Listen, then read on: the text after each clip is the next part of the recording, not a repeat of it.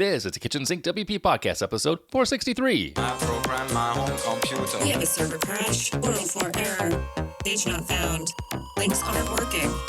System is crashing. System is crashing. System is crashing. Your old HTML website.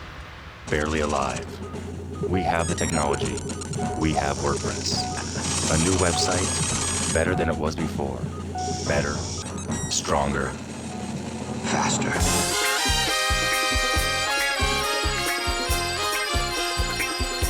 We have the technology.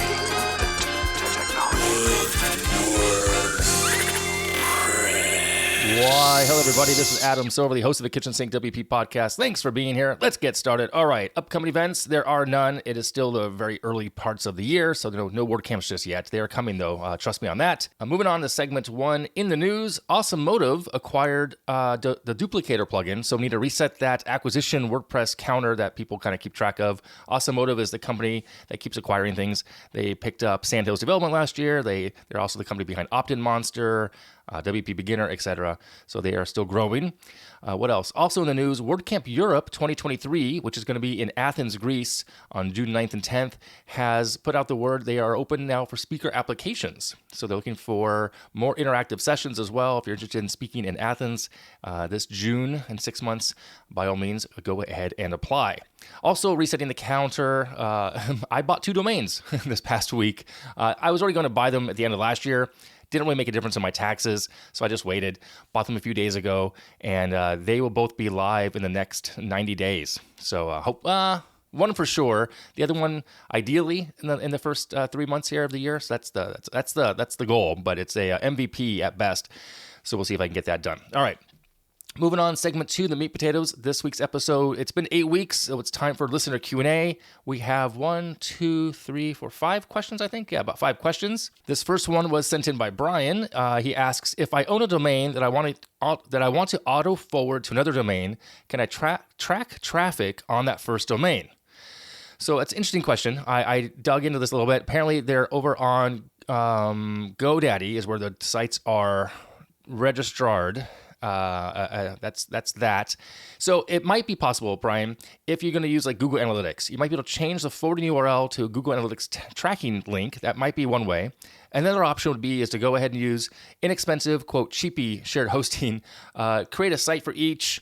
On the site, using an old school HTML, you can have an index.html file to do the redirect, and then that file could keep track with like a counter or maybe some logging on that server. So you're going to need a site that has cPanel for one, and have each domain that you have kind of have its own instance of just, index.html or maybe even a WordPress site, but that's just a lot more overhead. So it's a might possibility, it's a maybe, but if you just do a redirect and an auto forward, it is harder to track that. I know that from experience. I remember when I was back at the auction company many, many years ago, they had made the mistake by letting some third-party company buy or own the .net, whereas they owned the .com. And so I only had access. It was a WordPress site, but it was pretty well locked down. I had access to get into, I forgot, maybe that homepage. I added some code, and it automatically redirected it back to the main homepage. So, but we couldn't track to see how many people actually went to the other page. We didn't have access to those analytics or that tracking. So it's a maybe, not ideal, not easy. So sorry, it's not a great answer for you, but there you go. All right, next question is by Stephanie. How often do you personally update your business sites and or advise clients to update theirs? Ooh, good question. Why does it say Stephanie and Marcus? Maybe it's Stephanie Marcus? I don't know. But Stephanie asked this. So first answer, my stuff is last, always. Clients come first. And then the second answer is, I've always gone with an 18-month rule. When it might be time to start considering a revamp, designs change, technology changes, business goals shift. So ideally then 3 to 6 months after that, a new site could be launched at a 24-month mark. So 2 years, I think, is a solid number to aim for maybe a refresh. Personally, I tweak things here and there. looking back at my main two sites, KitchensinkWP and KonciergeWP, KitchenSink got a revamp back in 2018, 2019, like a totally redesigned. I might be due for another one again. I went back and looked at Wayback Machine. The old site, I remember I built that site and then I hated it from like day 2. But that happens when it's your own thing. Concierge has gotten small modifications over the years. I've added some content, some pages, new layouts, but the overall site has remained the same. And I've considered revamping it, rebranding it to some extent. But again, it's like, what's that going to do for me at the moment versus getting client work taken care of, business development? I don't know. It could happen this year. I think maybe this year would be the year to do it. So solid questions. Stephanie or Marcus, whoever sent that one in. I'm sorry, I've confused the names there. All right. Next question is anonymous, sent in by anonymous. Have I used the block editor yet? No, not really. I mean, I used it. That's not true. I think the question is, do I use it for business stuff? No, we don't. I've used it when I've had to for a few sites that I add content to for a men's group I'm in, but no, we have not really used it in that way from a project-based thing going on. So what else? Okay, moving on to this question is, who sent this in? I'm not sure who sent this in. Another one I don't have a name for. Maybe this was Marcus's. I don't know. But the question is, how long does it take for SEO to take effect? Well, it's a good question. As many of the answers I've given, it depends. That said, I did some research for you here. Some studies show 4 to 6 months. Some show 6 to 12. Generally speaking, you need to plan for the long game, is what I found out. There are a few factors on this that I found out in researching this. 3 main ones. First and foremost is your website history. How long have you been around? I mean, it matters. A new domain will almost always take longer to show success than, having an established entity, domain online, because you haven't built up any authority yet and you have no backlinks. So having an older entity is going to be much easier to get some traction there on SEO. The second thing here would be the competition. What are they doing? Are they more focused? Have they niched down? Are they more focused than you? It's hard to say, but there's that. And the third thing here are your resources, because you can't control the website history. The site launched when it launched. You can't control that, and you can't control the competition. But what you can control is the resources and the effort that you put into allocating resources toward the SEO project. So again, it's like the marathon versus a sprint. SEO is a marathon. It's not a sprint.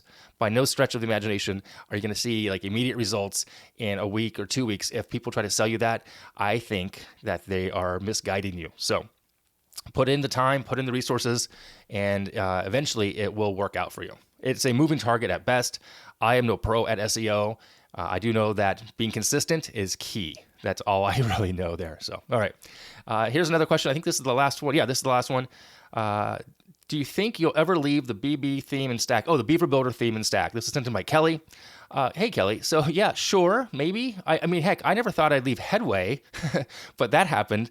When was that? 7, 8 years ago? Yeah, I mean, I was a big Headway advocate. I loved the product. I was a tester for it for a while. But as it stands, Beaver Builder works for me and for us at the moment for the agency, but things change, and the change is the biggest constant that we have. So, I've been looking at some other tools as well, maybe for some non-critical projects, maybe for one of those domains I just bought. Maybe I'll test things out. The question I have for you, Kelly, is let me know, is there a new theme or stack that you want me to check out and report back on? By all means, let me know. If you're not Kelly, if you're listening to this and you're interested in having me check something out and dive into another theme or stack, let me know, and I will gladly pursue that for you as well. I'm here to help. So there you go. Any other questions? I think that's it. Yeah, that's all the questions for this week. All right, moving on. Segment 3, tip and tool of the week. So a new year, maybe you need a new hobby outside of WordPress, outside of work. And it's odd, and I think in one way, that there are a lot of photographers in the WordPress space. That said, my friend Joey has an ebook I want to mention here. It's called Mastering Long Exposure Photography at Blue Hour. He sells it on Gumroad. There's a short free version as well in exchange for an opt-in, I think for an email address. I'll put a link in the show notes. He's awesome. He's out, I believe, in Hong Kong. So check him out. It's over at lastlights.net, lastlightsnet.com. Anyway, link in the show notes about his ebook, Mastering Long Exposure Photography at Blue Hour. His work is really cool. I really like it. So anyway, there you have it. Check that out. If you're looking for a new hobby, you want to do some more photography work, that's the tip and tool of the week. All right, I'm going to wrap it up here. If you have any questions, go ahead, send it in via email, adam@kitchensinkwp.com, or use that speak pipe function on the website. If you want to sponsor the show, you can do that. There's a form on the website. If you want to support the show, just be a Patreon, not sponsor. Also very possible, kitchensinkwp.com/Patreon. Thanks for listening. See you next week. Now go out and do some awesome things with WordPress. All right, bye-bye.